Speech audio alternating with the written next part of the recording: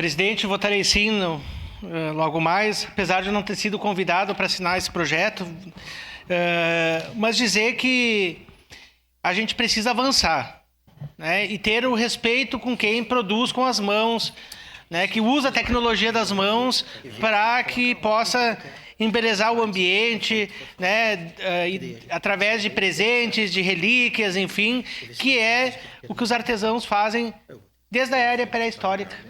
O artesão sempre existiu. Foi se moldando com o tempo. E o ex-prefeito Alceu Barbosa Velho, quando criou a Praça das Feiras, um local totalmente constrangedor para a cidade, quem passava no São Peregrino, um espaço que era carcaça de veículos, ele transformou na Praça das Feiras. Praça das Feiras. E o que a gente menos vê hoje ali são feiras. A não ser 2, 3 feiras que tem de alimentos.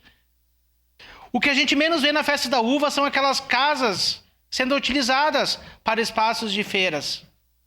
O que a gente menos vê são os nossos parques e praças. E, vereador Renato, o senhor falou muito bem. A Feira Maesa Cultural nasceu no meu gabinete.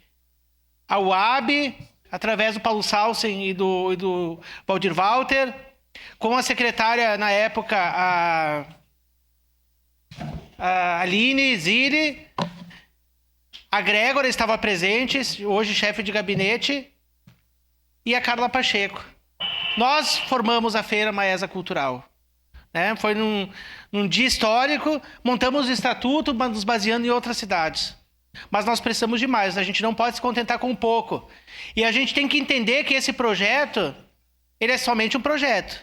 A gente precisa do poder público, enquanto município, que trate os artesãos com respeito.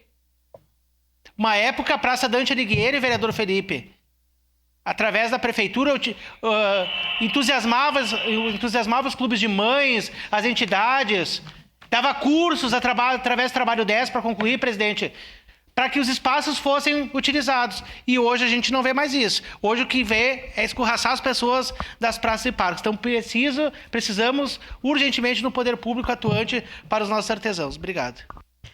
Solicito